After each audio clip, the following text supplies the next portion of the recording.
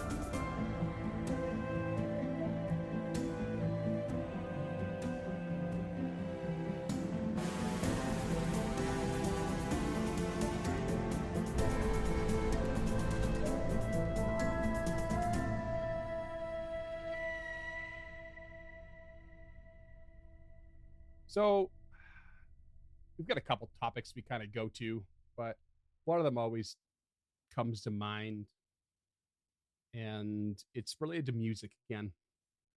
We've talked about music a couple times in various capacities, and I got to thinking about how music is so universal, but also like just divides everyone so much. Like it's hard to explain why you do or don't like something.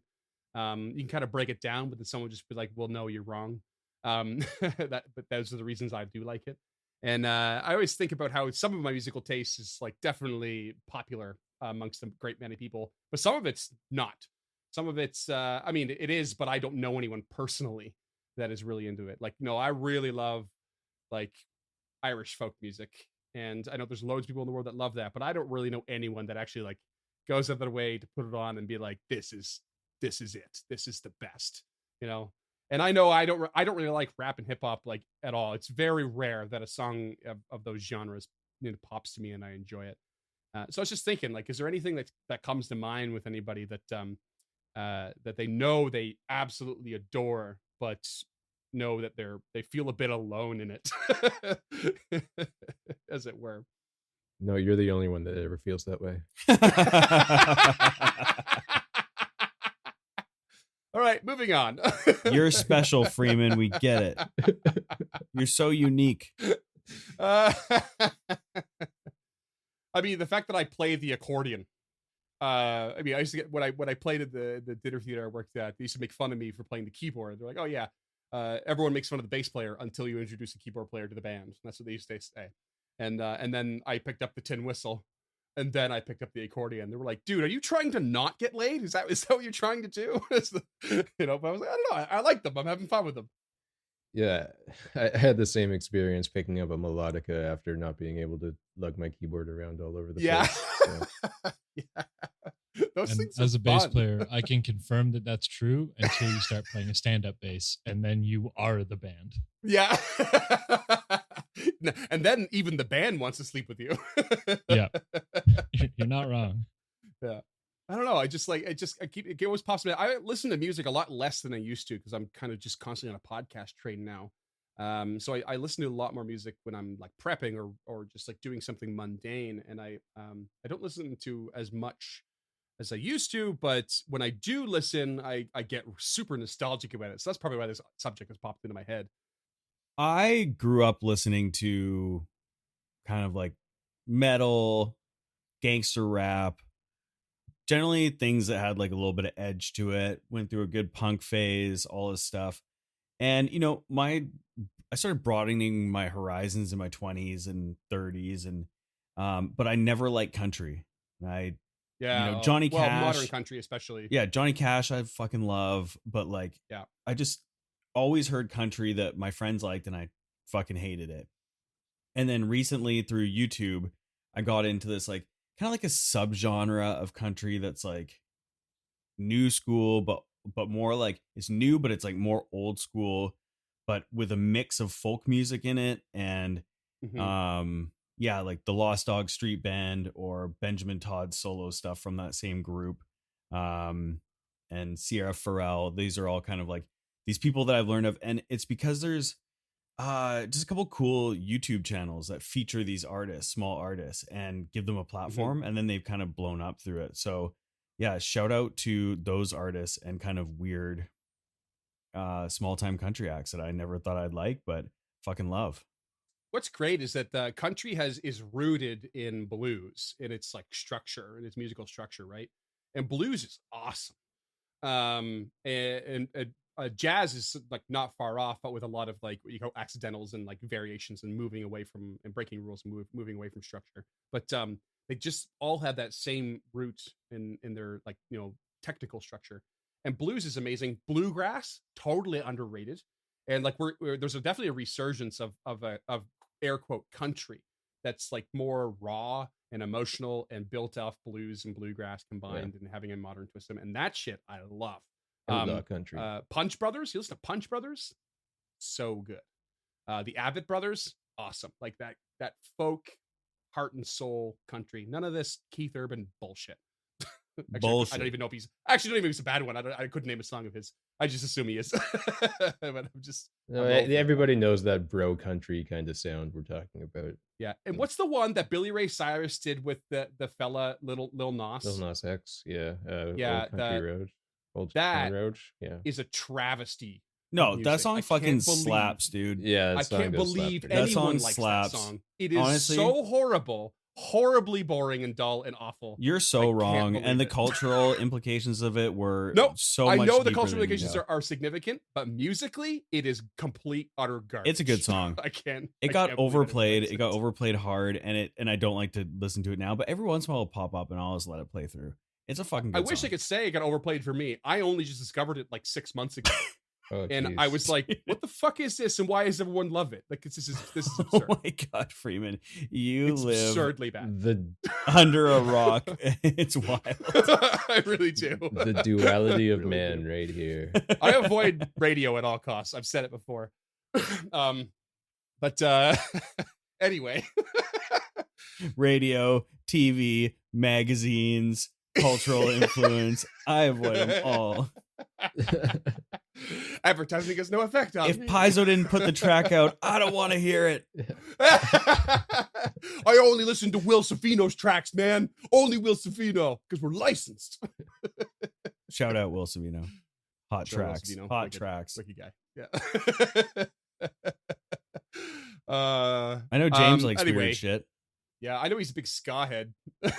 You Yeah, skanky I like pickle. everything. So like even the like early 2000s pop country that you guys were talking about, I'm here for. Like I love Sugarland, Toby, Tim McGraw, Keith Urban. I could kind of take or leave, but like Billy Ray Cyrus, some of his early stuff, like I Want My Mullet Back or Don't break Old my Town heart. Road, My you know, heart. Brooks and Dunn. I'm here for. Like, I quite enjoyed that stuff, but you know, What I about also Alan go the Jackson? other way too. Like, Illmatic by Nas might be the single greatest album ever written. So fucking good. New It's York up State there. of Mind is probably one of the best top 5 hip hop songs of all times. Yeah, so like there's a lot of accessible hip hop that I really enjoy. Like there's I know there's a whole rabbit hole of like crunk rap and stuff like that I haven't gone down. Like it's just not it hasn't presented itself to me as an option. Music I've always found I need a guide for, like somebody to hold my hand and take me down that rabbit A hole. mentor, if you will. Yeah, God. yeah. So like, you know, growing up, I was a big metal head. I was a ska kid. I was a punk kid. Like I really like that stuff, and I quite like new metal too. Like the genre of metal that everybody seems to hate on. But I quite enjoy Static X and like I loved Static X Mudvayne when I was a Love kid. and that Mudvayne. stuff. Yeah, and I've seen them both live, and they're both great live. Oh yeah. I listen to classical. Vivaldi's In Four Seasons is one of my favorite albums. I listen to whatever the mood really strikes. Like even '90s pop, like Backstreet Boys are one of my favorite bands of all time. They got some bangers. Yeah, You're not wrong. NSYNC, the Spice Yeah. Girls, they rock. O Town kicks Yeah. some serious ass Because they all got these label band. professional songwriters to write these fucking hits for The them. Swedes. Yeah. They all went to the Swedes and got bangers. I watched a cool documentary about it. James, I think the first time we met, you were sitting at my bar and we were discussing new metal and Static X. Yeah, I think so. Awesome. That would have been right. I want to say that's right around the time we lost Wayne Static, but I don't know for sure. But it's I'll listen to anything. Like there's very I don't think there's a single genre that I'm just not into. If the mood strikes me, I'm here for it. Speaking of losing someone,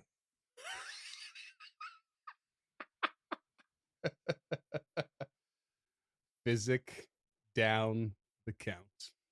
I've left initiative open. I don't know if you guys actually want to pursue down this hole, but I'm sure there's a moment here where reality is really setting in with the disappearance of the mass that is of leeches that is Volek, and maybe for a brief moment the adrenaline starts to drop.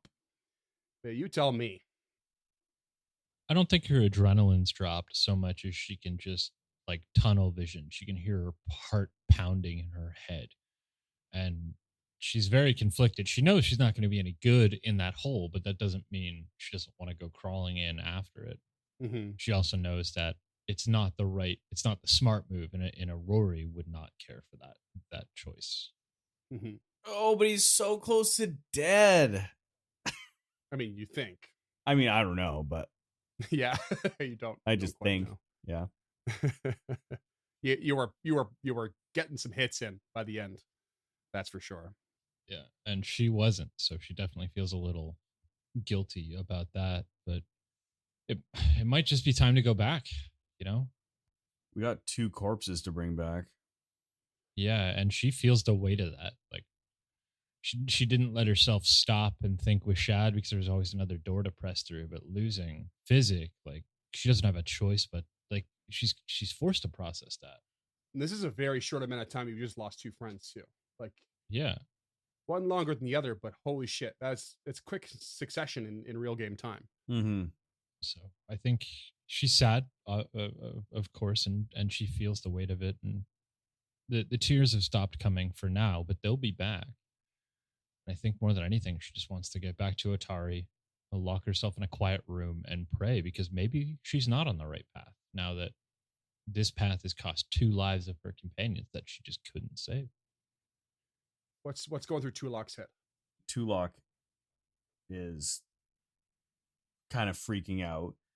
I think he was, when he went rushing past Physic out of the room and into the dining room, he was out for blood. He just wanted Volek dead.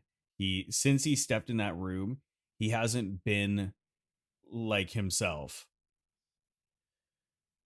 The person that he was coming into the adventure is as far away as it possibly could have been with the person he was in that room, because all he was out for was revenge was destruction and was to kill Volok.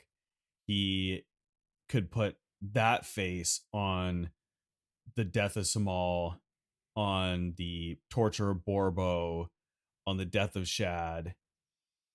And that was kind of, I think, the first time that they had faced something that was part of the original atrocities that came from this building. So, you know, Is it fair to say that like he hasn't felt like that since, say, that scene we did a little while ago when he was a child? yeah, Like just pure revenge anger just consuming him, and he's avoided that ever since. yeah, because the thing is that he doesn't think he's not a bad guy, but his power doesn't reflect, you know, it's not like he has like nature magic and he's a good natured person that uses that. It's like he's a good natured person, but his power is dark. And so he's kind of trying to figure that out at the same time. And when he really gives into it, the things that happen are pretty destructive. So Yeah. he is thinking about giving up at this point. But like I ended last episode, he's sending Festrog down that chute Okay. to whatever is going to happen. Okay. Amazing. What's the range on that spell? that's where my brain goes right away. But before we get into that, actually, one, I need to give a hero point to Lady Gilda for a series of things that happened in the last little bit. Like her last turn by closing that door and doing all that shit, like that was the best thing she could have possibly done, and it was like in an incredible order. It didn't save the day, but holy shit, it was like the most efficient in the heat of the moment, self-sacrificing, defending thing that could have possibly happened. So like well-deserved hero point. It's insane. It was a protection, it was self-sacrifice, it was a strategy, it was everything built into one. Yeah, she's supposed to die, not Physic. Right. And two, as you're getting ready to send the Festrog in, Tulok, you hear that morbid scream coming from behind you. Yeah, I figured I still had to look through that door. So maybe that gives you pause on your decision, is all I'm saying. But God, I always hate getting back into game after losing a character, after losing a player character. It's just like, where do we even go from here? just imagine being in Duncan right now. He's just sitting there quietly by himself, not included. There's a single tear running down my cheek. Don't worry about it. So Tulok turns, sees Physic, and just slides down from standing onto his knees, and just his chest is just filling with air and exhaling just in rapid succession, almost hyperventilating. Festrog goes down the fucking tube, and he's looking nice. and he's looking at Physic, and he just is shaking his head. No, I can't believe he's gone. I can't believe he's gone. And he's just staring at this shredded corpse in front of him. It must be nice being able to fill your lungs with air and then exhale.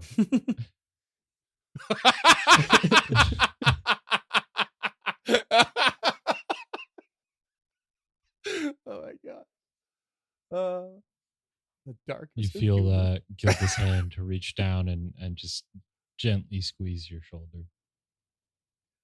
Why did he choose Physic? Why did he single him out? I was the one who provoked him. I was the one who attacked him. Why not me? Truth is, Tulok, I don't know. But what I do know is that he's still out there. So you and I will find him and we'll ask him. And if all goes according to plan, those will be his last words. Tulok looks over his shoulder at you, and your eyes meet, and you just look down at the one blue pupil he has, and there's tears coming out of his eyes, but his look is hard, and you recognize him, but you don't necessarily recognize this expression on his face.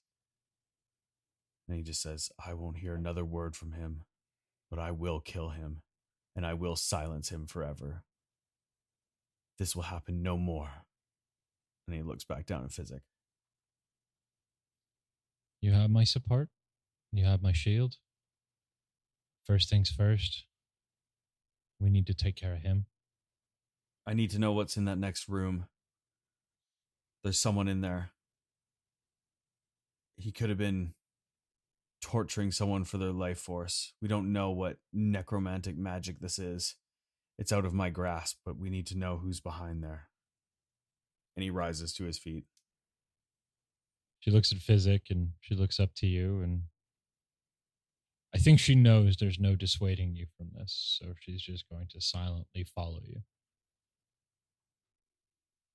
You step back into this lounge area where Volok was reading, and you see a smattering of things across his desk, including a strange-looking lantern. But Tulok, I'm sure your eyes are quite fixed on the painting. Yeah. The room is eerily well kept, considering everything you've seen. Maybe punctuates the sort of elevated and dangerous position of the foe you just fought. You grab a hold of that painting and you pull it open, and it leads to a tiny little 5-foot space with another door on the other side. And you can hear quieter screams and whimpering coming through. Tulok will look for traps on the ground in front of him. And you do not detect anything. And he moves into the next door and will open it. You crack the door and you see the walls of a circular chamber that are smooth and gray. It's a good 30 by 30 feet. A flickering, nauseating ribbon of pale blue light churns in the center of the room. Where the light touches the ceiling, the stone bubbles as if it were infected flesh. And below, the light bathes a screaming, thrashing dwarf bound onto a metal table, his body covered in blisters.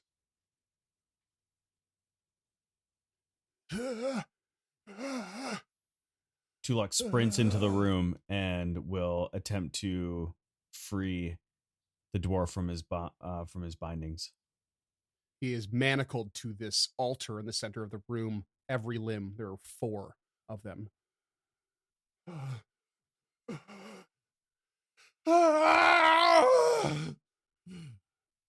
He's constantly being torn apart and healed. You can see the blisters and lesions break open and then reseal. Tulok shouts over his shoulder, Gilda, look for a key. Search for a key. And he will run back out to Physic's body. And he will go for the thieves' tools that he knows that Physic has tucked away on him. Okay. You see Gilda just frantically scouring through this desk. Gilda, you find a whole bunch of notes, a bunch of scrolls, and this one very strange-looking lantern with a glowing blue light inside. But you find no evidence of a key. And like sifting through all of these papers, probably quite haphazardly, brushing them aside because they are not the priority. You start to like pat down the sides of the desk, opening drawers. You become more and more desperate, but you're holding on to that adrenaline rush and that focus somehow. And you find a hidden chamber on one of the legs of the desk that holds a key inside. Oh, shit. Here, Tulok, there's a key here. And she like throws it to you as you're running past with Physics Steve's tools. Tulok grabs the key and just hurls himself into the room and to the table and will attempt to use the key on the locks. And it starts to unlock them, starts to break away each manacle. And Tulok is looking down in horror as he is moving around this altar, essentially just trying to unlock the whole thing. And at first your hands are probably just like shaking, you're barely getting the key into the hole, and you crack the first one and you have a struggle with the second one, but by the time you get to the third one, you're just like in, turn out, and you grab this dwarf and just haul him off the altar, and he falls into a slump on the floor, gasping for breath, barely conscious.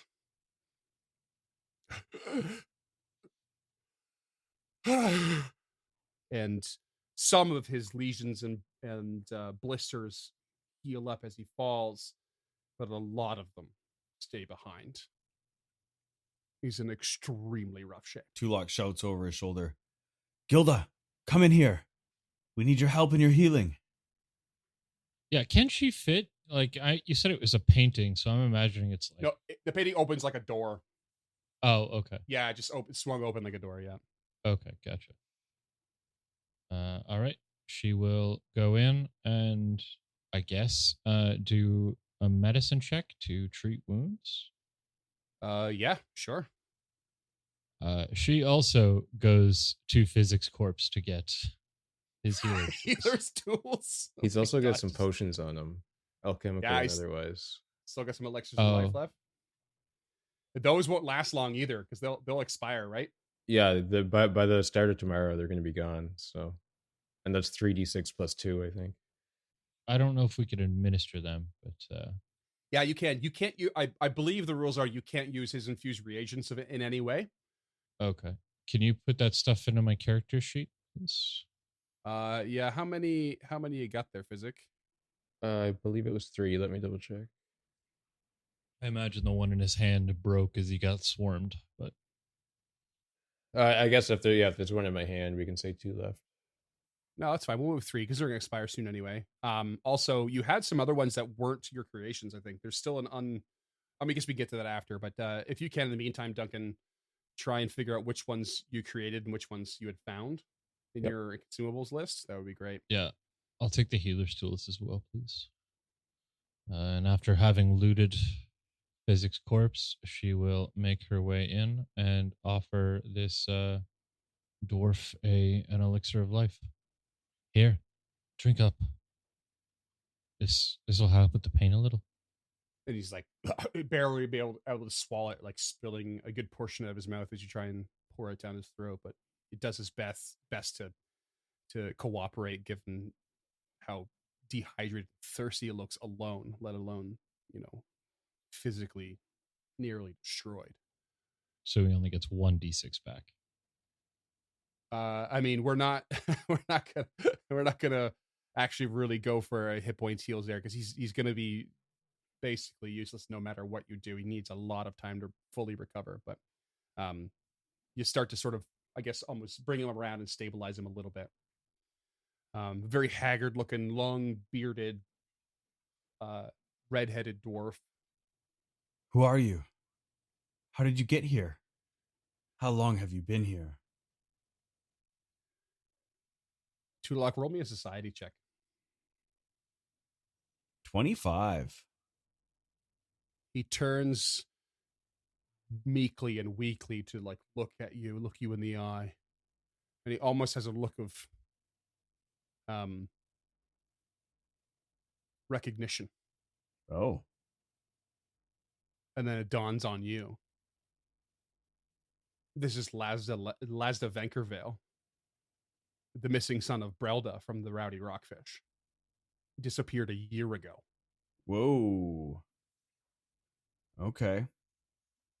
Tulok, was that you? I'm sorry, I didn't even recognize you. It's me, Lasta. How did you come to be here? I don't quite remember it at the moment. I'm sorry. It's all very hazy. It's okay, save your strength. There's a blue light. There is always blue light. Come. We'll take you home. Back to your family. We'll leave this place now.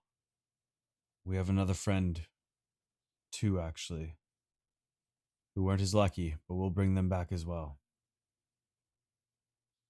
Oh, thank you. He gingerly turns his head towards Gilda. Thank you. I don't know what might have come with me. Do you think you can walk on your own? No. Not on me own. Tulok helps him up and motions to Lady Gilda. Perhaps you can go grab Physic. And he tosses an arm around this man.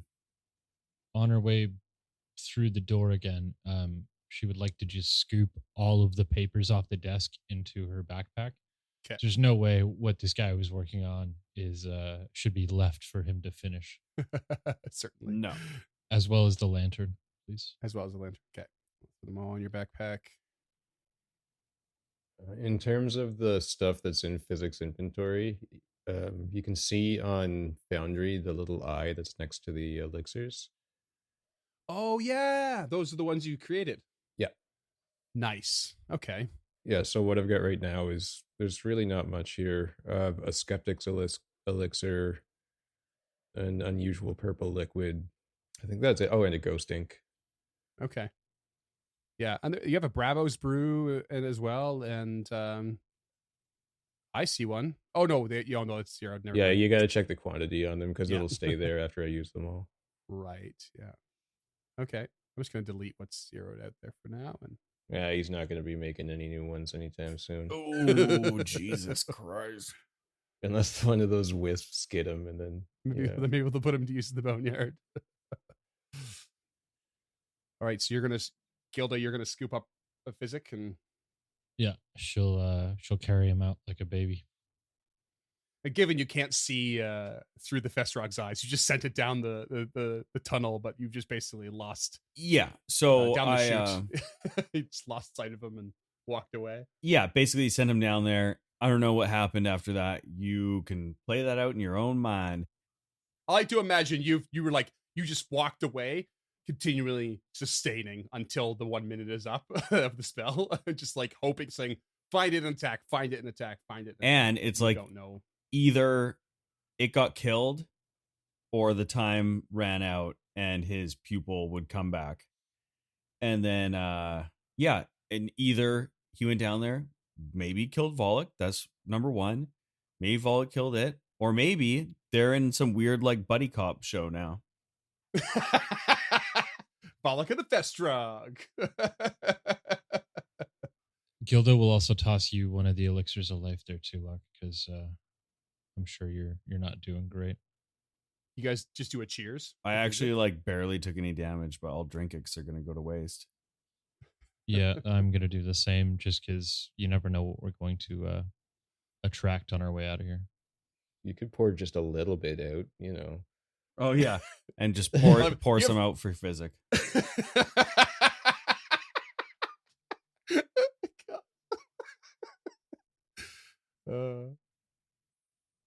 I guess they just head through the dining room and back up the stairs. Yeah, we make our way back to Otari, and I guess we could take the elevator, or doesn't really matter. I don't. I Yeah. mean, unless you tell us it matters, Freeman. No, I mean, yeah, you make your way back up the stairs. You can sort of loop around to the elevator that you found on level 3, and On our way past, she's going to make sure that I can't remember its name now. Augrail.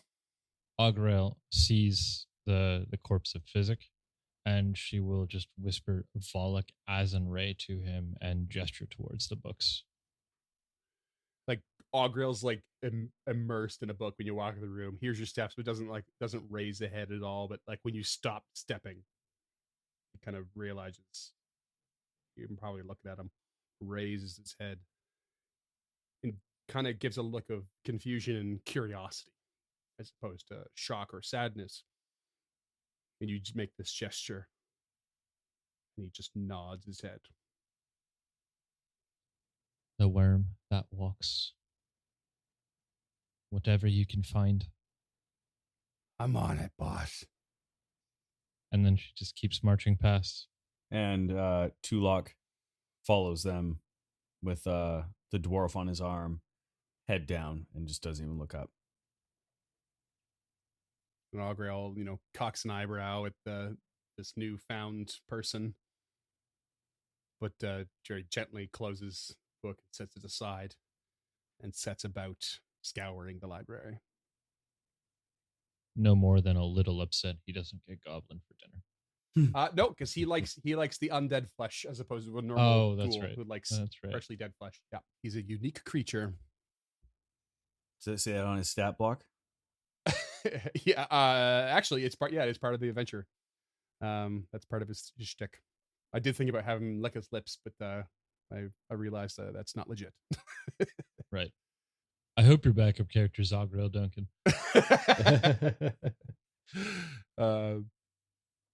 All right, you make your way around into the elevator, going back up to level 2, and you have a fairly roundabout way to actually get a fairly straight shot to get up through Balcor's old office if you want, through the safe area, the meeting room, to the first level, and you make your way to Otari.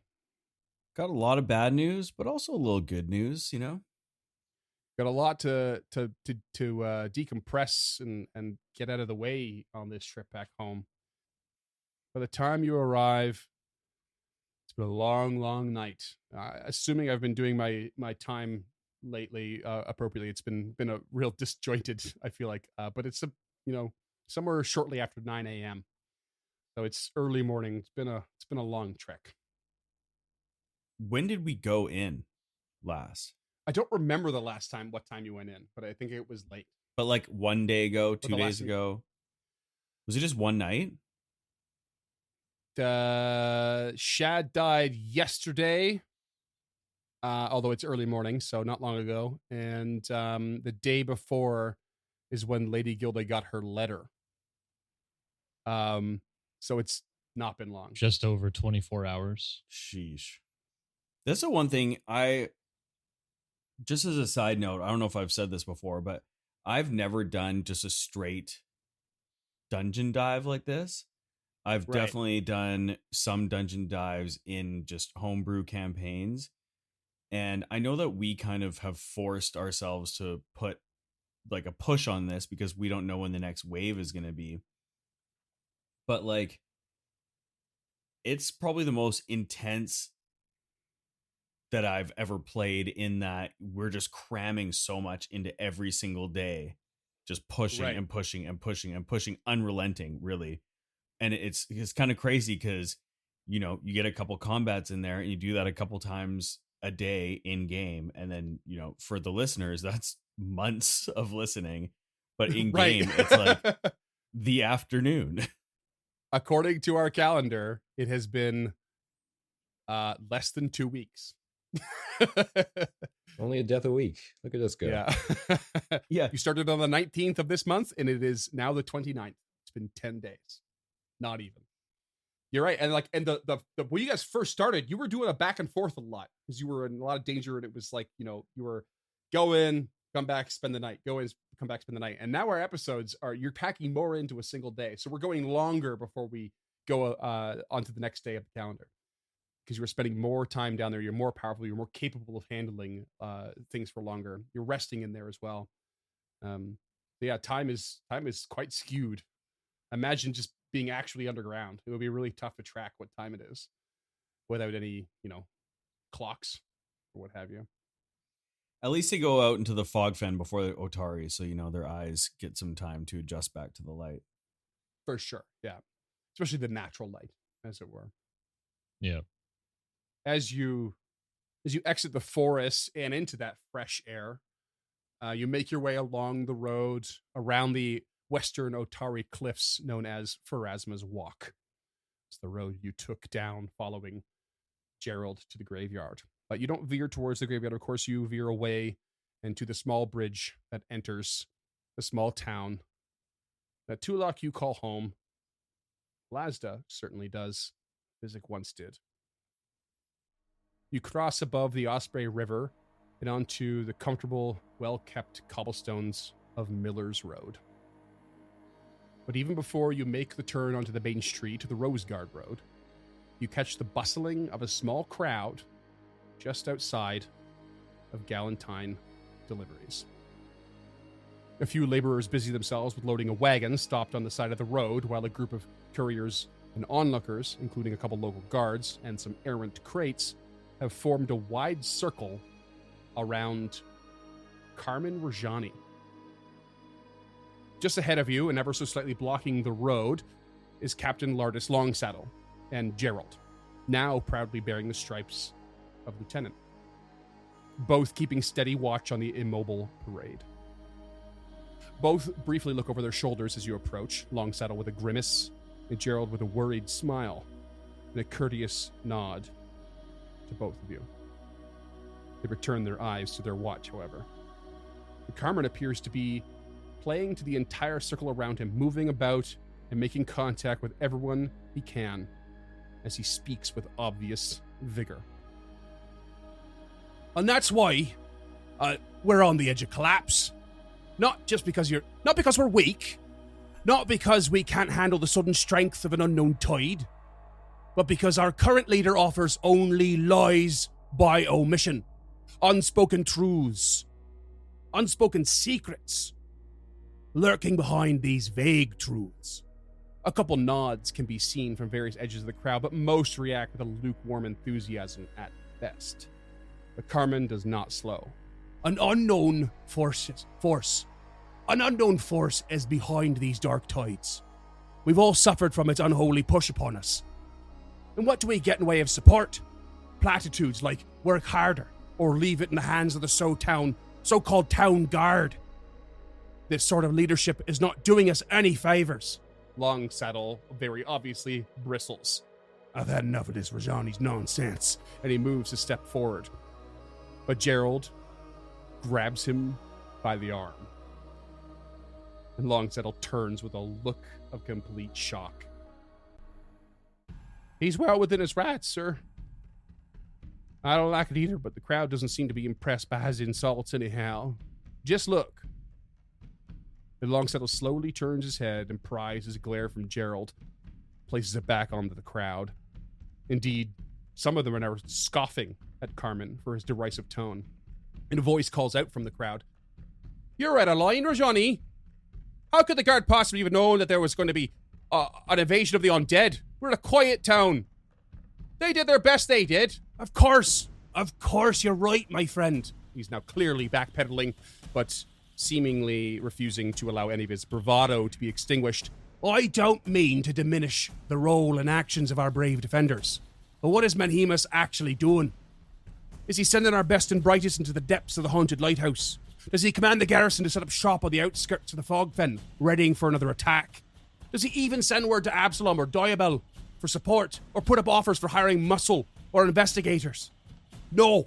Instead, he sends a team built of a fortune teller from Absalom, a known conspirer of the Osprey Club, and a wandering paladin that serves who knows what kind of god. Hey, those are the heroes of Otari. How dare you? No, you mistake me, friend. You mistake me. Allow me to finish. I don't question the intentions of these heroes, merely the task they've been set upon. The trust that has been put in them at the risk of all of our well-being. A new voice rings out from the crowd. I did hear that they were investigating before the attack. Vinci was the one that sent them, she did. Now careful there, my friend, careful lest you be misunderstood as me. There should be no talk that can lead them to them being a guilty party. They did their part to earn their titles as heroes. But what I'm trying to say is that so did many of our own citizens of our beloved town. We all stood by our charges as best we could. This is what should be recognized. Trust ought to be placed into the strength of our own, not just these few. Transparency should be offered to us all, and we get none. And what about transparency regarding all the business you're doing, Rajani?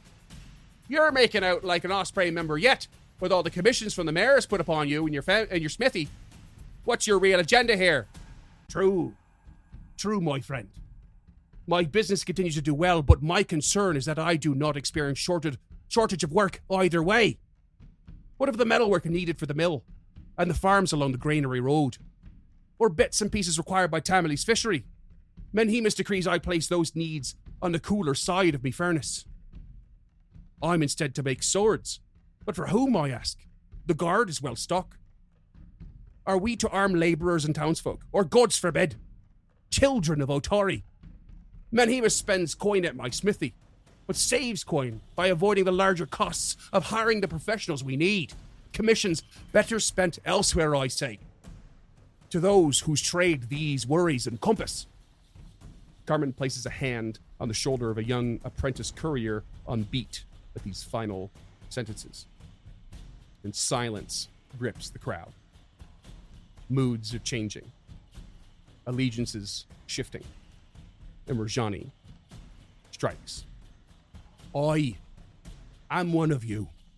The Rajanis have always been thus. Never have we had our chance to ply our capabilities beyond our immediate trade in the smithy. It's common knowledge I've run for candidate for mayor and never been taken seriously. Well, now I don't wait for election time. Because the time for action and change does not wait for the calendar to flip pages or the clock to strike the correct predetermined hour. He hoists the youth up onto a tall stack of idle crates so that they tower above himself. He gestures to the youth while addressing the crowd. Anyone can be put above another in the right circumstance. But no matter their intention, it does not mean they are deserving of their station. He turns away from the youth and looks up into the horizon, above and beyond the roof of Galentine Deliveries. He points toward a large manor upon the hugging cliffs that surround the town. What does Menhemes prioritize upon the overlooking hill? The town? Its people? Or his business? And his family's so-called innovations in things like the Giant's Wheel, which some say continues to remove vital jobs from the workforce. Stunned silence continues to permeate the crowd. It's time leadership was taken by the layperson, by someone who understands what's at stake. The livelihood of the individual, not the livelihood of the man in the manor on the hill. He turns to the youth in the crates, who wears a look of confusion regarding their role in Rajani's analogy. Carmen steels himself, probably wondering if all his words were chosen wisely. And the crowd begins to stir with nods and whispers that just might support his claims. But just before it can rise to occasion, Valoria Galentine marches out from the porch of her place of business. Well said, Carmen, but enough is enough. We've deadlines to meet yesterday, and this little gathering has shorted me enough time. Captain, if you will. Longsaddle eagerly steps forward, his guard already starting to disperse the crowd. And with no outlet for the growing energy among them, a chorus of murmurs and questions erupt from every pocket of the dividing mob. Rajani meets the eye of Longsaddle, and then Gerald, and then Gilda, and then Tulok. And begins to depart with a look of victory in his eyes.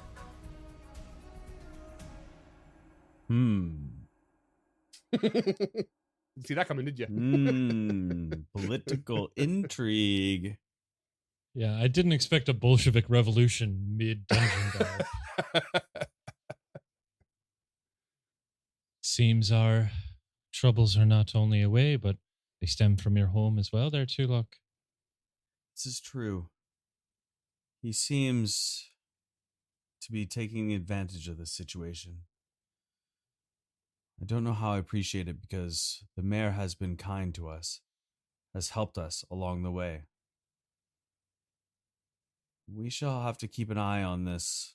The town needs to be together at this point. Separated, divided, it could fall quite easily. I'm worried at what's going on here. A divided front will not stand against a singular enemy. It's Tactics 101 there. I think for today, our best bet is off to the Dawnflower. See Vandy about preparations. You're correct. We have much to deal with on our own. It is the Dawnflower Library that we go to for funerary rites, right? Yeah, I would imagine so. They're the ones that certainly maintain the graveyard. So yeah, a lot of the acolytes there make a sort of daily pilgrimage to the graveyard, often to maintain it. They do the whole loop around instead of taking the pathway up the cliff. On the way, though, Tulok obviously still has Lazda under his arm, so he'd like to go to the Rowdy Rockfish first. Okay. I think Gilda will leave you to that and just head to the Dawnflower. Yeah. But on her way by, she casts a long glance at Lardis, like we should discuss this. Yeah, and Lardis just gives you like a stone cold look. Yeah. It's like looking at a stone wall. Like nothing back, but she wants to have words with him about this. Yeah, as you pass along, everyone's like sort of dispersing the crowd, all the guards and stuff. You might get that look from alongside all, but Gerald, you know, you haven't put Physic in the bag, so you're carrying him, and Gerald, like, you know, walks up. He's like, "Lady Gilda, is he is Master Physic?" Pharasma has claimed another soldier. Yes, he's gone. And after Rajani's saying what you're doing down there is useless, or that you're the wrong persons for the job. He's got some nerve. He does. Rajani's heart's in the right place. He knew my father. But this, now, it's not the right time. Right. Well, you go down and see to Bandy Banderdash there, and you be sure to let the garrison know when the funeral's scheduled. I shall. And if you're able to bend his ear at all, let Lardis know that I'd like to speak with him about this particular incident. I don't have any insight, but I might have a solution. I'll do my best. Thanks, Lady Gilda. Thank you, Lieutenant. A little bit of pride seeps through his sad face. Yeah. At this point, she's got to celebrate all the little victories, and that seems like, from what she's heard of Gerald's exploits, well deserved. Right. Yeah, and he gives you a as best a soldiery stance and nod as he can, although it's still a little awkward. And Tulok, you continue on your way down to the Rowdy Rockfish. Yes, but on the way, as Tulok is walking with Lazda down Ilvashti Street, which is, I believe, where Blades for Glades is Carmen there in the smithy? He doesn't appear to be, no. His apprentices are hard at work, but you don't catch him. He certainly went down this way. Yeah, he glances in to see if he can see them, and as he can't, he just continues. So you loop around a couple streets to do this and make your way to the Rowdy Rockfish. Again, the quietest and quaintest tavern in all of Otari, despite its name. You just go straight in the front. Yeah, opens the door and says, "Brelda, is Brelda here?" And looks around to whoever is in the room. There's like one or two patrons kicking around, but it's early mornings. They're just having some like porridge or something for breakfast. And Brelda's head just pops up from behind the bar. She was down on near the floor doing something. Who's that calling me? Is that you, Master Tulok? Brelda, come here. No. Lasta? He's alive. Lasta? Yeah, and she just bolts out from behind the bar, like doesn't even quite make it to him, just crumples to the floor weeping. Like falls over and just starts like reaching with one hand, trying to get a hold of something that is him, and is just overcome with joy and grief and every emotion imaginable. It just pulls him in, probably too roughly, for this really, really intense embrace. And Tulok kind of lets him down into a chair And as they're having this kind of reunion, he puts up his hood and just excuses himself silently. The other patrons like gather around as well. There's just a couple of them, like I said, and they basically grab water, and they know him. They're one of the some of the only regulars in this place, and they just are flabbergasted that he's here and back. You know, he was presumed dead for a long time, and just they set about helping Brelda to, you know, deal with the situation and get him into bed. Lady Gilda, you head down to the Dawnflower Library. Entering the majesty of this temple to Sarenrae. You silence and a couple of mouths and turn a few heads as you walk in with the limp remains of Physic the Slouch.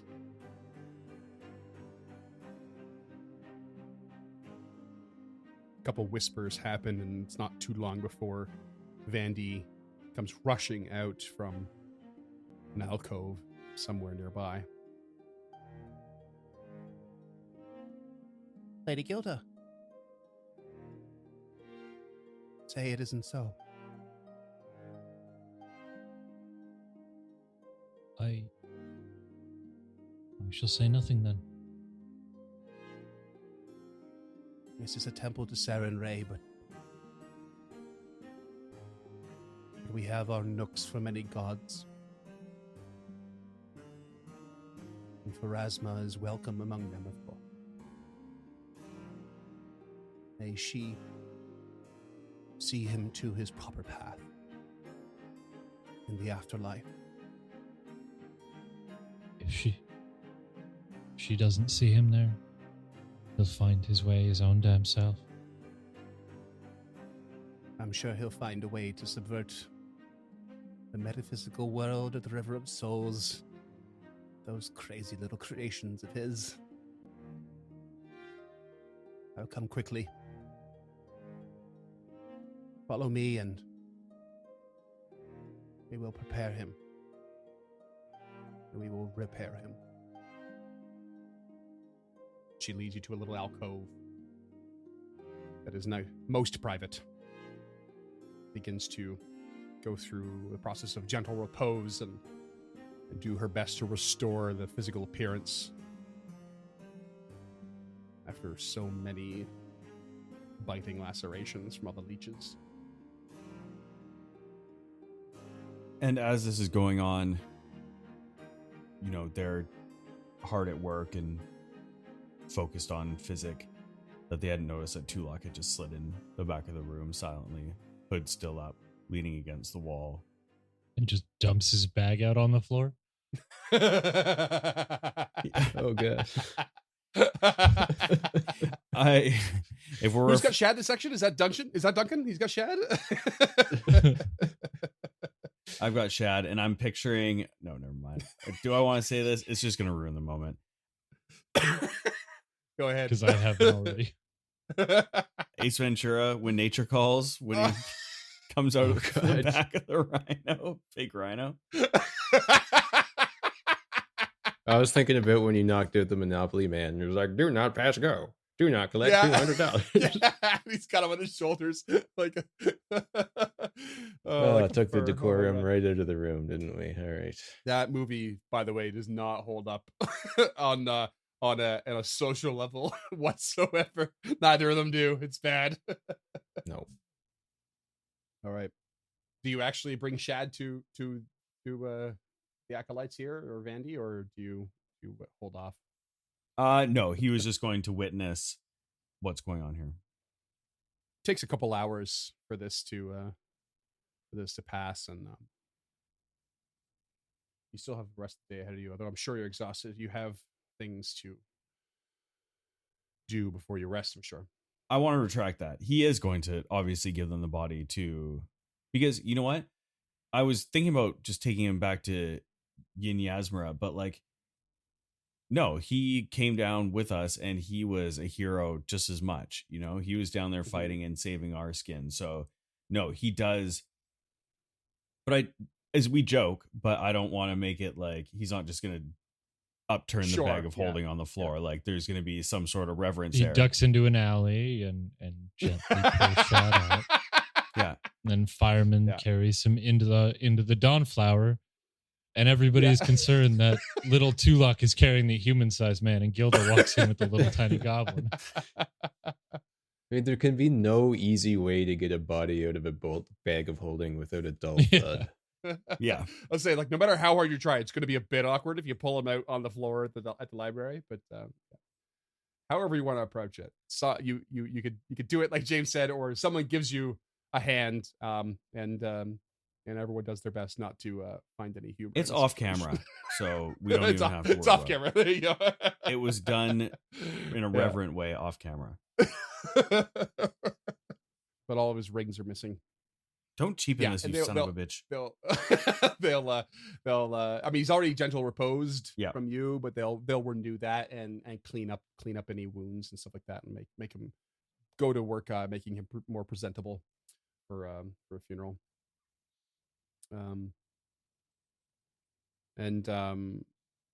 You still have most of the day. Vandy will tell you that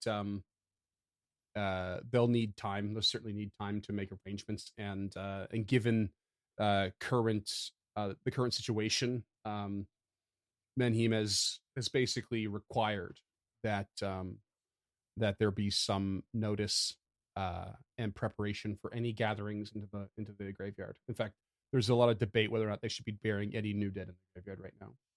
So Vandy assures you that the body of both of these individuals will remain here and kept preserved until they can sort something out. But it might be days before they can. I think Gilda watches the preparation. She spends until they're done and they're settled. She just stands at a distance and watches them dress and mend Physic and Shad to the best of their abilities. It's only after the last alkalite walks away that she takes her leave. And same with Tulok, who's just kind of silently he's not up with Gilda. He's definitely in a corner, not looking, but there. Gilda like collects him on her way out. And like I said, it doesn't take too long. A couple hours of work. It's reasonably short thanks to the powers of magic. At 11:30 a.m. now. What do you guys want to? What other business do you have to take care of in your exhausted states? I mean, Gilda has plenty of business to take care of, and it's all rolling around in her head. But I don't think she wants to deal with any of it today. I think she wants to take a mental health day. They get outside in the fresh air, like the late morning air, the dawnflower or the Otari hits them, and she can smell the breeze rolling in over the ocean. And she's cramped, she was carrying Physic and fighting all morning, and she stretches her arms wide and casts her face up to the sun. Let's get fucking drunk. I think that sounds very good right now. I could use a mental vacation. We also should go talk to Yin Yasmara. We owe her that. Perhaps we have a drink at the Crook's Nook while we break the bad news. You're absolutely right. Yin Yasmara deserves the same kindness that we would give any family that Physic had. Let's get a couple of bottles while we're there and just go to the pier, just you and I. Somewhere quiet, somewhere peaceful, and try and make each other laugh for a little bit. I don't know if that's ever been my strong suit, Gilda, but I suppose I'll try. A smile. It feels like it's been so long since I've had one. It's been a long couple of days, friend. And Physic deserves mourning, but he deserves more than that. He deserves celebration. He saved my life a handful of times, and yours, if not more. And he tried his best, and we I may not believe it right now, but I know it in my heart of hearts that we tried our best. So it can't all be tears for him because he lived a life worth smiling about. It's true. You speak words of truth. I mean, if we can't laugh at the way he rolled, what can we laugh at? That's the spirit. Here, I was going to make you roll a performance check for your jokes. Gotcha. And everyone's nose bleeds just a bit. Yeah. So they make their way to Crooksnook to give Ynyasmara the news. She's not only lost Shad, but Physic as well. I feel like she had a crush on Physic, low key. Yeah, You'll that never know. crossbow wasn't cheap. Yeah, and all like the little notes, like Right. the little. Yeah, she snuck into your house and left you love notes, and there's not a restraining order, so something was going on there. Sugar mama. Yeah, for real. Physic was a brat. And nothing quite spoils a nice emotional scene quite like the soundtrack to the Crooksnook. And Ynyasmara's voice. What you talking about? Oh boy. Oh god. Oh, hello. Tone it back. Tone it back. It's a little bit different every time. Yeah, it's going a little haywire today.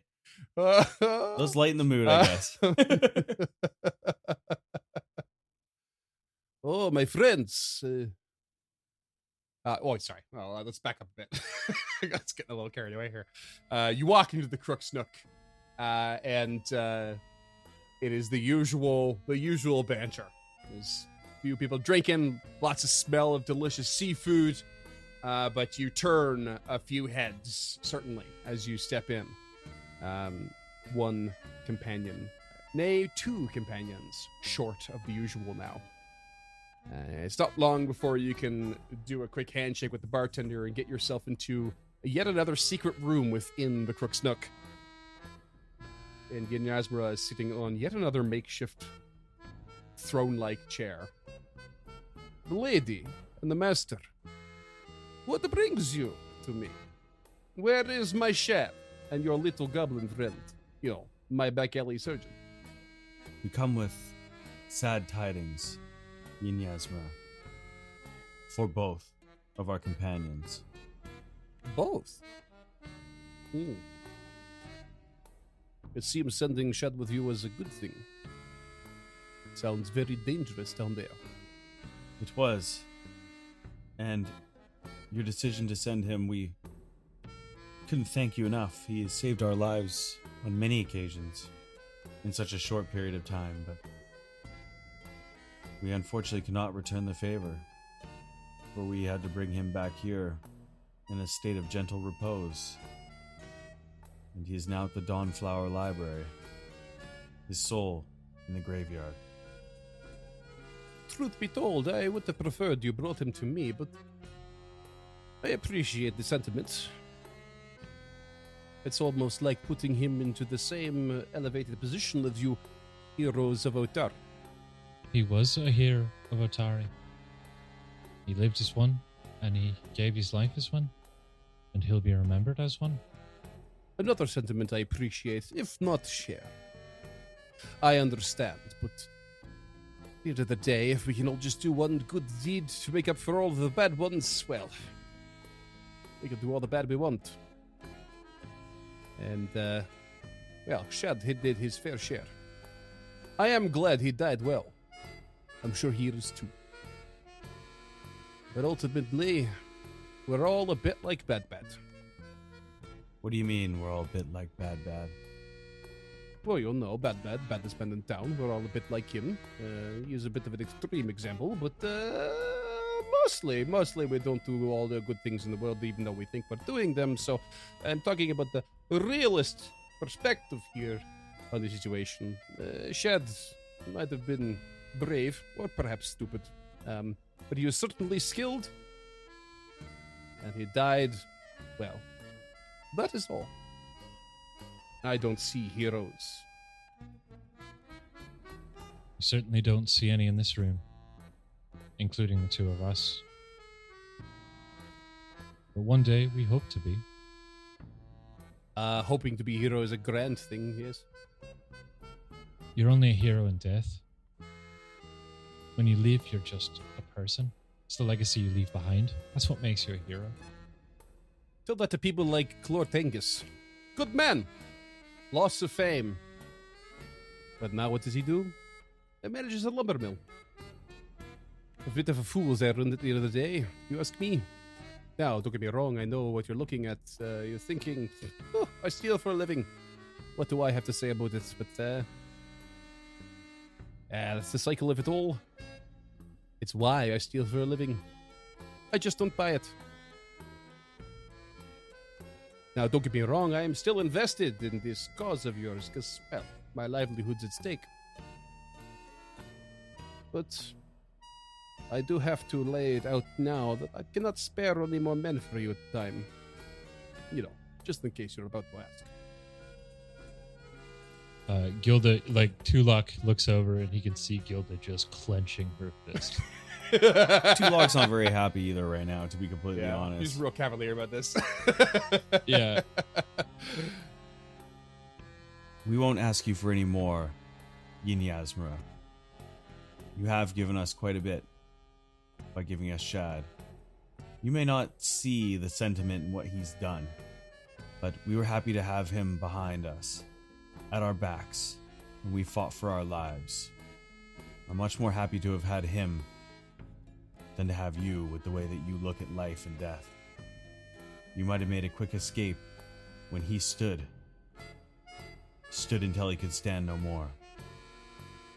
Anyways, you'll find him at the Dawnflower, and unless there's anything else, we're going to mourn Physic, another hero in our eyes. And he turns to leave. She catches your thinly veiled insult and nods to one of the Osprey Club members, who quickly grabs you by the sleeve, not the arm, but the sleeve, to stop you just gently.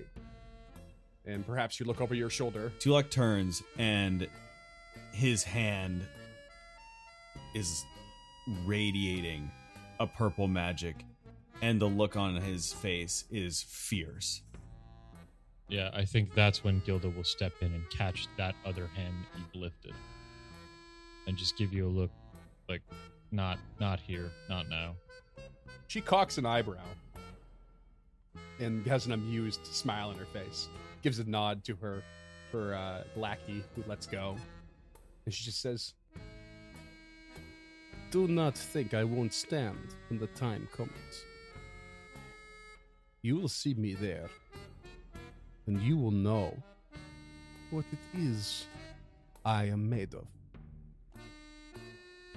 Help yourself to any bottles at the bar. Shad has earned it for you." Tulok pulls his hand from the sleeve and walks out. Gilda nods. She knows that this is a dangerous woman. She doesn't agree with her, but she also understands that you don't always have to agree with your ally when your causes align. And it seems, for now, Yasmin is an ally, even if she is cavalier. But on her way out, Gilda will buy the most expensive bottle that she can find of hard brown liquor, and she insists on paying for it because it's the absolute least she can do to give Shad's life value in this establishment. Okay. And the bartender is like does his best to turn you down, but you just slap a whole bunch of gold onto the bar and walk out with the bottle. And you head to the pier, essentially. We actually also technically have 4 bottles of wine of reasonable value. Oh yeah, Mid-shelf That's wine. right. Forgot about that. Great vintage. There's like no yeah. name brand wine. I was reading up about the reasonable value vineyard, and they make a good wine. Great Terre Noir. Yeah. You head to the pier and have yourselves a night, or a day, actually. Yeah, I think it's a day. It's getting I day think they drunk. have themselves a day. They're just like Gilda's sitting on the pier, like reminiscing about physic, and they're telling stories and trying to make each other laugh. And Tulok's not a big drinker, so he's just kind of sipping. But I think that he kind of is trying to loosen up after the situation with Yin Yasmara. I mean, like going back to what Freeman mentioned either this session or last session about that feeling he had when he was a kid, when he was cornered. I think in the beginning of this episode, it's like he doesn't want to lose control. He wants to be in control. He has left Absalom to try to harness his powers and be in control. But his anger there really put him in a bad place. So he's reminiscing with Lady Gilda about physic. He's having a good time, but in the back of his mind, he is feeling a little ashamed at what happened, and he's having a couple drinks, a couple cocktails. Cocktails stirred with your finger. You probably see a lot of the fishermen along the pier during the day, boats coming and going. Word gets around quickly. Get a lot of nods, a lot of pats on the back, a lot of condolences. But everyone sort of leaves you to it with an understanding. You spend the whole day. Time do you bed down? Pretty early, I think.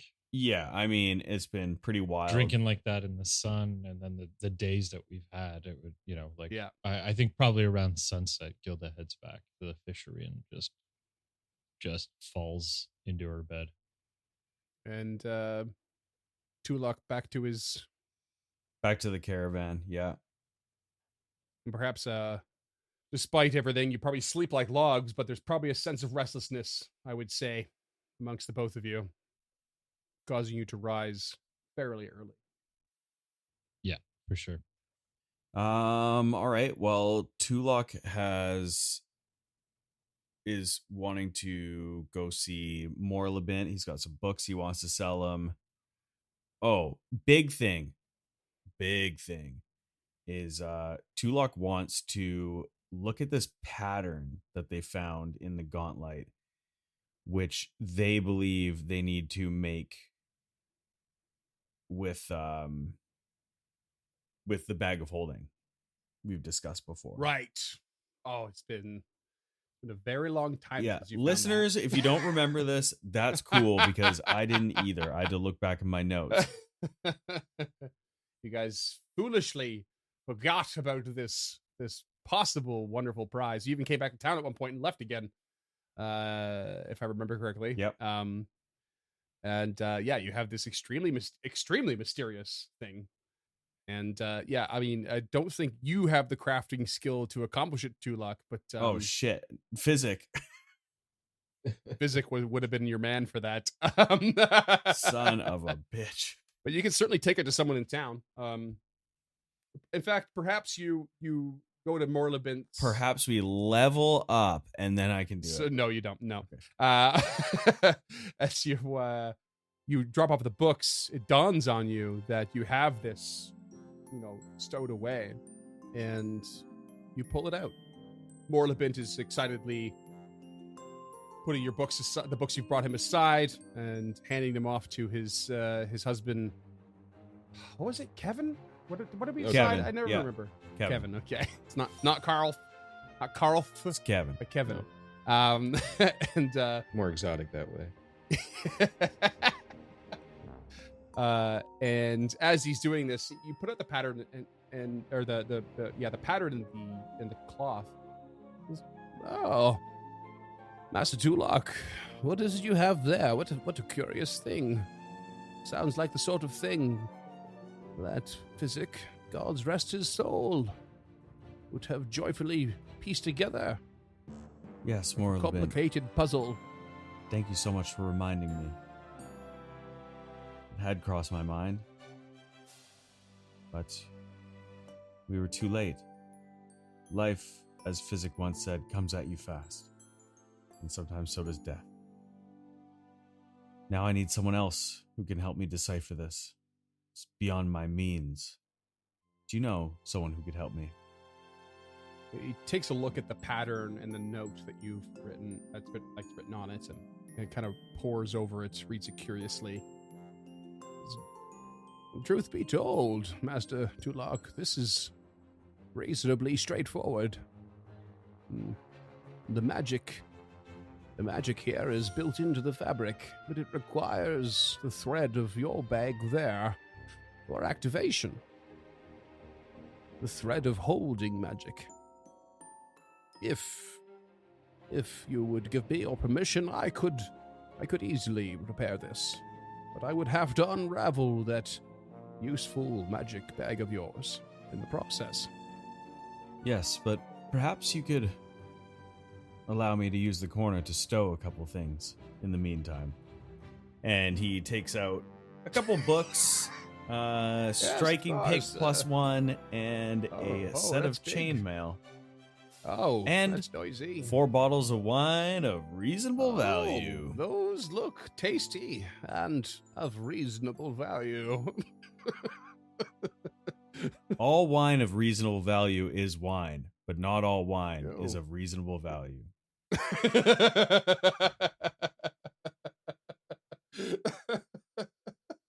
Oh God, just me? No? Yeah, bartenders. Loved it. And Morliment will set to work on this and unravel the bag. And it'll take a little time. What's Lady Gilda doing in the process, or in the meantime? I think she's probably going to Vandy's to just like check in on how the preparations are going and whether or not they know if they're going to be burying them in the cemetery at all. Mhm. And if not, then how long they think they have, because she knows that she's got work to do. It's been just over a week since the event at the graveyard. So you can imagine that the debate surrounding what to do with it and the recently dead is still quite in its at its peak. And Vandy just solemnly says that she has no answer for you unless you want to push forward to do a burial that's much farther outside of town. Okay. She will thank Vandy for her work, and she'll pass on the outside of town burial because Physic was a denizen of Otari. He deserves to be buried in Otari. So after that, I think she's going to head to the garrison and try and find Lardis. Okay. She's also going to remove the half plate from her footlocker that she's been holding on to until her strength went up at the last level up, and put that on. And she's going to stow the. Wait. You're going to be harder to hit? Yeah, she's going to stow the +1 chainmail, so that changes her AC from a 21 to a 23 regular, but I take a -10 speed penalty, so which actually works. Not if you meet the strength requirement. My speed went down on my character sheet, so. Oh. All right, but it only went down 5 feet. You head to the garrison, and you step in. There's a bit of busyness happening amongst the sort of clerks, but you quickly get through the bureaucracy and are led to Lardis Longsaddle's office, who is in the midst of reading some reports, of knuckling and pulling on one of his mustaches. He peeks an eye up over the said reports. Lady Gilda, what can I do for you? I just wanted to perhaps make a suggestion, something I don't know if you would have thought of. This town, I'm not going to pretend to know much about it, but I know that there's a feud between Rajani and Menhimez, and it seems to go back quite a way from the words that I've heard being tossed around. Rajani wants some other people to represent them in the upper government as opposed to somebody outside of the people. And I know you're not from here either, which means you don't have a whole lot of ties that run that deep. There's not a lot of anger, not a lot of fear. You're a calm and reasonable man. I think you should be running for office. Mayor Longsaddle has a nicer ring to it. Certainly an eyebrow cock, an amused smile on his face. You're right, Lady Gilda. You don't know much about this town. You're not wrong. I am not from here. But where I do come from, my ties have been severed. So to say that I have no connection here, well, that's a pretty grand assumption. To say that I'm calm and collected, well, that's just a straight right-out lie. But I appreciate your placing me on a pedestal. But it just ain't the role for me, and it certainly ain't my place. The rivalry of the Rajani clan versus the Manhimas clan runs deep. There was no doubt about that. And even I have to admit that Rajani has made a couple of reasonable claims, although they are misguided, as far as I'm concerned. Manhimas is, well, this timing of everything, never really convenient, but corrosive, it's even less so. I'm not at liberty to divulge any more than that, but believe you me, he's got the best of intentions in mind for this town. Not just because of his business and his wealth. He employs the vast majority of this town, and he makes sure that the other lumber companies do not take advantage of the employees and populace of this town. And he has prevented many an attempt from the Cortos Consortium from having a monopoly over the operations here. He may not be a general or a leader, but he knows what's right. And I am his arm and his sword in this matter. We work together, and Rajani cannot replicate what we do. I stand corrected. I just thought if the people want somebody of the people to run, doesn't seem like there's a better man for the job than you. Leading people does not require you to be of the people. A little bit of perspective is needed, yeah. So I understand the sentiment of, well, of the man in the manor on the hill. But ultimately, he and his own have earned it. And that man comes down that hill every day and walks among the people that he is responsible for. He does not shy away from it. And I don't know if you're aware, but his home is open to any and all of the public. He's got a whole museum in there, dedicated to the founding of Otari. He does not hide. He's a good man. I didn't mean to suggest that he was. And from here on out, I promise I'll stay out of the local politics. It's not the Antern way. But it seems like he won't be running the show for long. And based on the way Rajani was working up that crowd the other day, he shouldn't be the one to take it either. So why shouldn't it be someone they trust? Just think about it. You know, I'm not saying run. I'm not saying be an opportunist. I'm saying you might have to rise to the challenge, and it might be what's best for Otari. I can appreciate what's best for Otari. Thank you, lady. Good day, Captain. I hope today finds you better than yesterday. And are you? Especially so. And she gives him the Andoran salute and heads out in her gleaming new half-plate. Back at Odd Stories, Morlabint is just finishing the last stitches of this strange little burlap doll, and completing it, sits it down onto one of the tables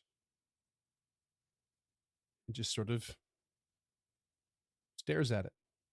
I was sure that that would be it. Master Tulok is the final thread stitched and cut. There should be something here, but it seems mundane as it ever was. I'm not so sure what. Was that a Master Tulok? Look. And this strange looking burlap doll plops up onto its feet with two awkward looking button eyes that almost seem to be trying to blink despite no eyelids. And it just sort of looks around, taking in the whole space, takes a look at Morlipint, looks at you, Tulok, and just goes, "Oh, hello. My name's Duffy Bindleford. What's your name?" Tulok looks quizzically at this thing and bends a knee to get kind of directly at eye level. "Hello, Duffy. My name is Sage Tulok. It's a pleasure to meet you. Do you have memories? Where have you come from?"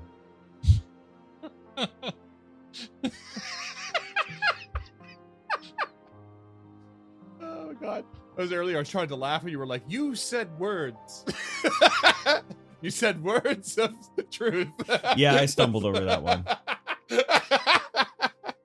I'm not smart and don't talk like this. Oh, I love it.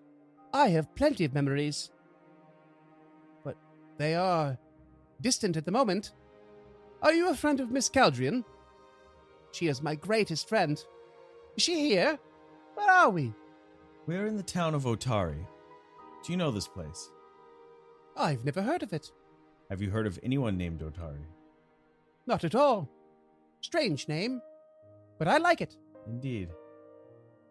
Well, I have not seen this woman that you speak of. Perhaps we'll keep an eye out for her. Really? Jarell Caldrian. She's the loveliest. We always walked through the hallways of the library, reading books together, repairing them. Yes.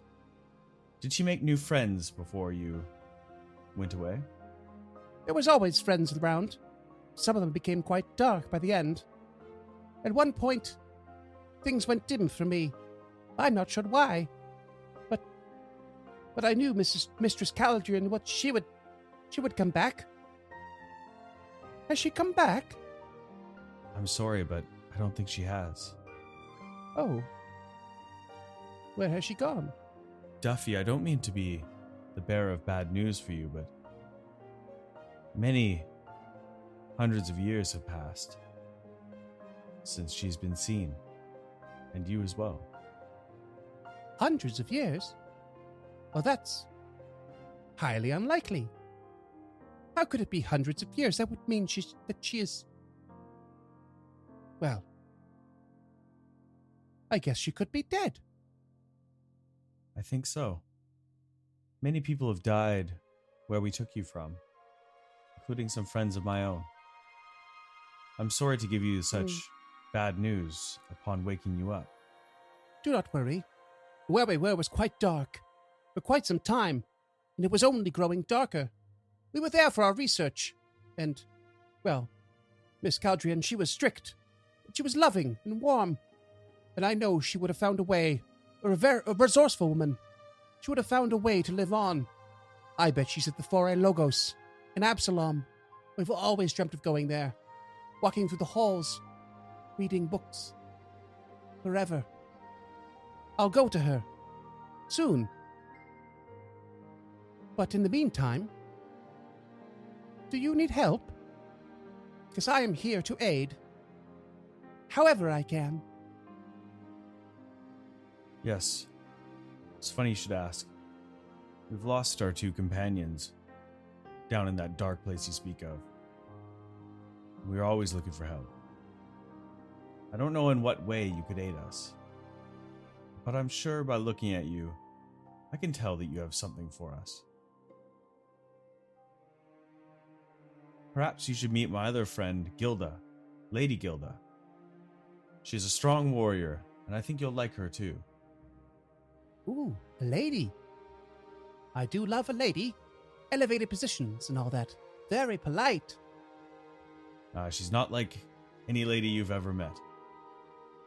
She speaks with her hands, and she speaks loudly. Even more intriguing. So Duffy then goes into a little spiel about what he can do to help you. Duffy acts as a bag of holding, but also aids in your research. Son of a bitch. If Duffy is able to swallow a book and given a topic while helping with the research, he can peruse the text quickly and thoroughly.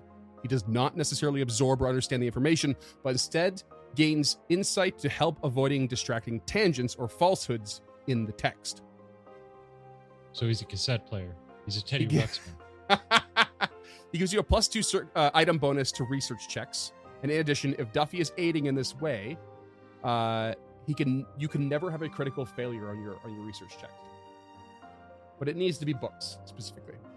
He can also identify magic. Duffy's long history as a study aid has granted him a general insight into magical traditions. When swallowing a magical item, Duffy can determine if there are any leanings towards one tradition over another. In other words, he can tell you if one of the 4 magical traditions has a lower DC than the others before you try to identify it. And this is an NPC that is collaborated on by our first major patron, Head Reaver. Hey. I'm waiting for that. Shout out, Head Reaver. Head Reaver, yeah. Big shout out. That's fantastic. Oh my god, I feel so bad now. Took you over 10 episodes to put this thing together. Son of a I gave him the bitch. heads up. He's like, it's fine. Yeah, we first Oh got my this God, that's in so funny. episode 29, listeners. 29. Oh, jeez. And Yikes. Oh boy. despite it being a non-combatant NPC, Head Reaver's initial idea was to create a puppet. So James wins his bet Yeah. that this is a puppet, and he gets a hero point. Hey. And Tulok gets an animal companion. But yeah, He's you can cute. essentially just strap onto your back. He replaces your bag of holding, so you don't lose out, and has these extra little things added to the mix. It's the first of your NPCs I've liked, so that's good. Just gonna start shoving bottles of wine in his mouth immediately. This little creature comes back to life, immediately learns his best friend is dead, and then immediately gets filled up with junk. Yeah. Head Reaver also approved of the voice that I did. He loved it. Excellent. Oh, hello. Yeah, and then also like I didn't really know how to play that because Tulok did meet her, Mhm. right? Yep. She was dead, the ghost. Yep. But You played the Ignorance is Bliss card. Yeah. For better or for worse. I didn't necessarily want to. I mean, I told him that she was dead, but I didn't want to be like, oh, also she was a ghost, and Yep. she was kind You of alluded rude. to it, and he just went into straight denial. Your boy Tulok here is the one who put her down. I made her go bye bye. You mayhaps could have spoken. So I guess we regroup at Rin's then and let her know what's been happening, because it's been a while since we've talked to her. Yeah, where do you think we'll find Duncan's backup character? I have been trying to find that for the last 50 minutes. Poor Duncan's just sitting there yawning. It's late at night for him. Having a that's laugh, alright. chiming in. It's the way she blows sometimes, Dunk. Sorry, bud. That's fine. As long as we don't go super long on this. Super longer. Super Yeah. long. girl. Yeah, we're already super super long. long. You head to Rin's Wonders and are greeted for the first time in a long time by the peculiar shape of this this structure, standing stones and canvas that sits overhead, maintains a look towards the stars in the sky. Rin is nowhere to be seen as you approach, but there are some lights inside, familiar smell of tea. And as you gently approach, perhaps knocking on the stone-painted wood, you pull a curtain aside. See her sitting at a table in the center, meditating. And her head lifts with her pupilless eyes, staring almost through you. In a big breath in, as her head jerks towards the sky and towards the stars, and she begins to hyperventilate.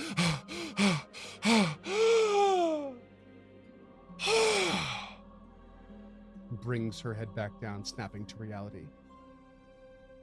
Staring at the two of you, a worried look on her face. Her eyes, her brow comes down. My friends, you bring bad news. And I have just received more. And that's what we're going to call it. Oh, Cliffy.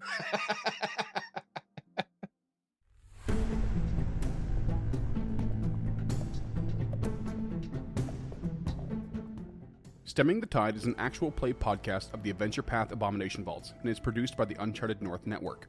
Stemming the Tide uses trademarks and/or copyrights owned by Paizo Inc., used under Paizo's community use policy.